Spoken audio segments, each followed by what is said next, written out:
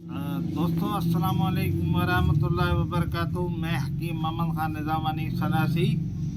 ये मैंने तिल्ला बनाया है, तिल्लाए अकरबी। ये सियाह बिच्छू का तेल है। ये ख़ास तरकीब से बना हुआ है। इसकी खासियत ये है कि ये न उज़्व ख़ास को ज़ख़म करता है और न ही को जलाता है और सख्ती पैदा करता है, उज़ू को लंबा भी करता है। और इसमें ज़ाहिर है सियाह बिच्छू का तेल है तो महंगा तो होगा। ये तो 5 साल पहले मैंने बनाया था, बाद में बिच्छू नहीं मिल रहे थे, अब इसी साल मिले हैं तो मैंने बनाया है।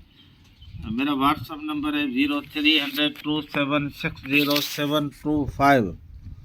और ये ऐसी चीज़ है जो ज़ाहिर है जिनके पास पैसे होंगे वही लगाएंगे।